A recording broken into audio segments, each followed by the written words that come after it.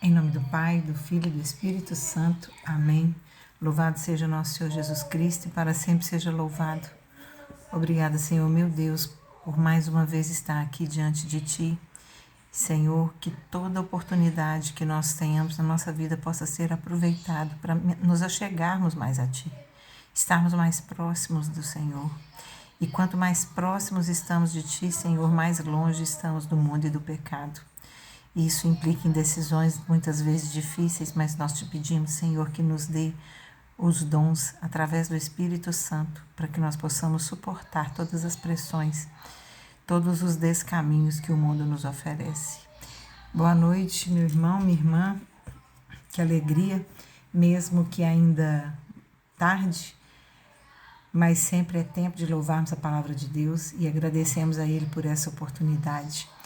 As leituras que a igreja nos traz hoje, por ser dia dos apóstolos São Simão e São Judas Tadeu, temos uma certa quebra nas leituras em que vimos com Romanos e agora estamos na carta aos Efésios.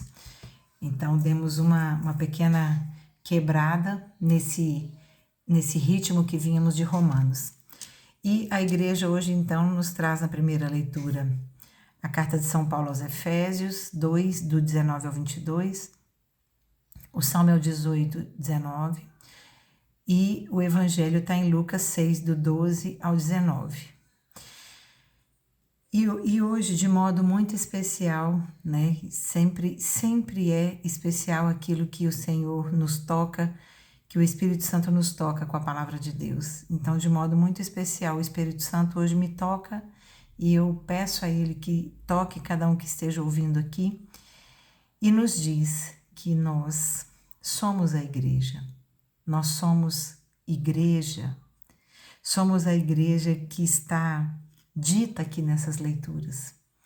E agora, antes de começar, eu nunca costumo pedir, mas se você puder e gostar desse vídeo, comenta ele com alguém, compartilha com alguém, curte, conversa comigo aqui nos comentários sobre sua opinião, o que é que você achou, tá bom? Então, na primeira leitura, São Paulo, o contexto nessa carta que São Paulo escreve aos Efésios, ele está falando da exaltação a Deus. Ele diz que Deus nos escolheu muito antes da criação, que nós fomos adotados como filhos de Deus através de Jesus. Isso nós vamos entender como é que essa adoção como filho de Deus através de Jesus acontece. Ele diz: estávamos mortos pelo pecado e Ele nos deu a vida junto com Cristo. Nessa carta ele ainda está dizendo que a salvação é pela graça do Cristo, que nós recebemos, a graça é o que nós recebemos sem merecer. Então, é pela graça de Cristo que nós fomos salvos. Porque a gente estava longe de Cristo e o seu sangue derramado nos trouxe para perto dele. Nos trouxe para o tempo presente, para a salvação e a promessa da vida eterna até hoje, né? Então, aí já na leitura, São Paulo vai nos dizer, né? Não somos mais hóspedes, mas concidadãos dos santos e membros da família de Deus. Olha, não somos mais hóspedes, não somos mais meros passantes pela vida de Deus. Nós somos concidadãos dos santos, vivemos com eles e membros da família de Deus. Como que isso aconteceu quando ele fala antes dessa leitura, né? Fomos adotados como filhos de Deus. Isso aconteceu através do batismo. O batismo nos fez concidadãos, nos fez adotados, nos fez família de Deus. Lembra que no batismo, João Batista não queria batizá-lo, falou: mas o Senhor é que tem que me batizar. E Jesus fala: por ora, deixe que fique assim. Porque nós precisávamos do batismo de Jesus para nós sermos recepcionados, trazidos para a família de Deus, para sermos começarmos a fazer parte desse corpo que Jesus veio, e a sua vida missionária começa no batismo. A primeira missão de Jesus foi nos trazer para perto dele. Olha, é encantador isso, porque foi assim que Deus quis. E mesmo sendo João Batista reconhecendo-se menor que Jesus, Jesus diz: me batiza. Por ora é isso, porque é isso que o Pai quer. O Pai quer todos, ele não quer mais poucos convidados, porque os poucos convidados não deram valor para Jesus chegando. Então, abre as portas da festa, porque eu quero todos. Não quero fazer distinção de pessoas. E olha que lindo, né? Com cidadãos, quando fala com cidadãos, ele está dizendo os judeus convertidos e nós pagãos que passamos a crer, né? Para esclarecer. E ele continua dizendo, é tão bonito, São Paulo é maravilhoso. Nossa, eu fico imaginando a presença do Espírito Santo em São Paulo.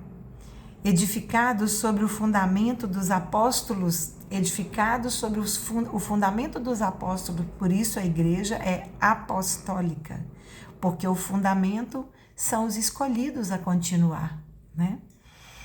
E os apóstolos e profetas, tendo por pedra angular o próprio Jesus Cristo. A pedra angular da construção da igreja é o próprio Jesus Cristo. São Paulo que nos diz, a pedra angular, eu já falei aqui tem mais tempo, ela é aquela estrutura das portas em arco, que são pedras só de encaixe, e a pedra angular é aquela que se encaixa aqui em cima, e ela completa o arco da porta, e quando ela é colocada, a porta não cai. É a pedra que dá a sustentação, sem nenhum tipo de argamassa que colasse as pedras. É o formato perfeito da pedra que encaixa e que a porta não cai. O inferno não prevalecerá. A porta cuja pedra angular é Jesus não cairá. Que lindo. É em Jesus Cristo que todo o templo se levanta. Todo o templo se levanta por Jesus Cristo. Todos aqueles que caminhavam com ele, que iam atrás dele, eles se fazem templo. Então, somos a igreja? Somos. Somos a igreja, nós intimamente somos igreja. E somos a igreja de Cristo também. Porque cada um de nós, em unidade, formamos uma só igreja.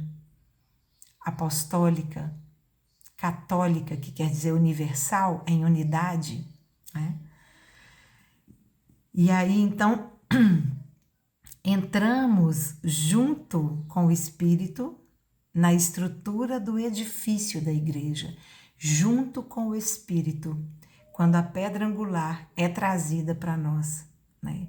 Nós entramos juntos nesse edifício que é a igreja, que se torna a habitação de Cristo. Eu sou igreja e sou habitação de Cristo. Você é igreja e é habitação de Cristo. E nós congregamos na nossa igreja, cuja pedra angular é o próprio Cristo, e com o fundamento dos apóstolos. É maravilhoso, né, gente? É maravilhoso. São Paulo, ele está falando do episódio do batismo, em que nos tornamos então filhos de Deus, cada um que recebeu a marca do batismo como primeiro sacramento. Abriu as portas. Padre Léo falou uma coisa muito legal que eu vi recentemente, né? O batismo é o bilhete de primeira classe que a gente compra para aquela viagem tão esperada e que nos abre as portas de tudo, tem direito a tudo. Esse é o batismo na nossa vida. Que maravilha. O Salmo de Davi vai nos falar da grandeza, do seu amor, do amor de Deus, em que é infinito por nós e é constante. A lei do Senhor é perfeita e justa, Ninguém aqui duvida disso, que a lei de Deus é perfeita e justa. A lei dos homens nem tanto, mas a lei de Deus é. A lei que é puro espírito, ela é perfeita e justa. Purifica-me, Senhor, das minhas faltas ocultas. Fala com você aí agora, purifica-me, Senhor, das minhas faltas ocultas. Aquela que o orgulho não nos deixa ver, porque ele quer nos dominar. O orgulho quer nos dominar. Mas nós te clamamos, Senhor, como Davi um dia clamou. Revele-me as faltas ocultas para que eu me purifique.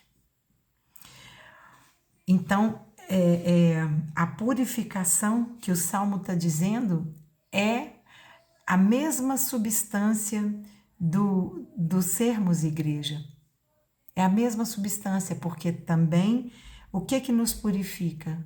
O que nos purificou? A vinda de Jesus e especialmente o batismo. No batismo em que a Trindade está presente, em que o Pai diz que esse é meu Filho amado, em que o Espírito Santo derrama sobre Jesus as bênçãos e que o próprio Filho está ali se permitindo ser passado por aquelas águas, permitindo que as águas passem por ele, né?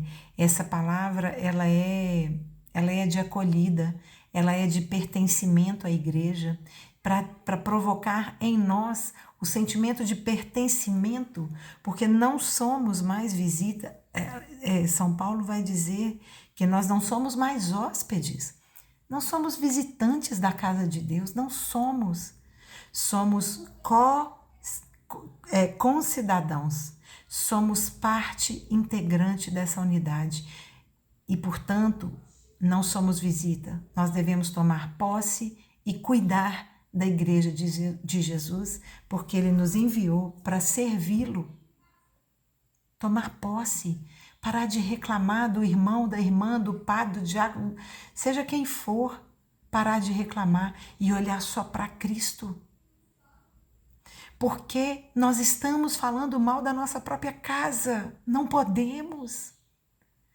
Uma casa dividida não ficará de pé, mas a casa de Jesus vai ficar. Somos a igreja de Cristo. E que bonito que é isso. E o Evangelho vai nos dizer o quê? O Evangelho vai dar a base desse chamamento do Espírito Santo a sermos igreja. O Evangelho é a escolha dos 12. Mas olha que bonito a estrutura que é o Evangelho, quando São Lucas vai dizer, né? Jesus retirou-se em uma montanha. Ou seja, nós temos oração no secreto, num lugar silencioso. Quando que eu preciso fazer isso? Quando eu preciso tomar decisão difícil. Jesus, ele se recolheu num lugar silencioso para falar com o Pai sobre uma decisão que ele precisava tomar. Falar com o Pai, rezar sobre uma decisão que ele precisava tomar. E a decisão era: quem seriam os 12? Os 12 que as 12 tribos de Judá prefiguraram, né? Eram 12 tribos, agora são 12 apóstolos, né? O apóstolo é aquele que vem para anunciar, que é escolhido para anunciar. E olha que São Paulo, quando escreve a carta, já estava lá no ano 60, né? Ou seja, já tinha 27 anos que Jesus já tinha subido ao céu. Mas é muito perto. É muito perto. É ouvir a história de quem viveu a história. E a unção da conversão de São Paulo, a ponto dele ter o título de apóstolo, dado por Deus, que fala, ele nos diz. Então, ele ficou a noite toda em oração. Como somos fracos, gente. Como somos fracos. Nossa, eu fico pensando que dificuldade tantas vezes que é acordar de madrugada ou ficar acordado um pouco até mais tarde para terminar o rosário. Como é difícil acordar cedo para fazer o rosário, para fazer a leitura orante. Jesus passava a noite em oração para tomar as melhores decisões para nós. Não era para ele. Ele não precisava de nada disso. era por nós. Ao amanhecer, então, ele chamou os discípulos e escolheu os 12.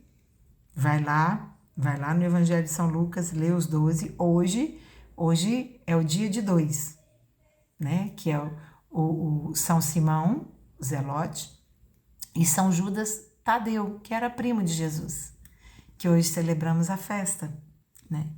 Então, ele escolheu e os chamou pela primeira vez de apóstolos, que é o enviado em missão, né?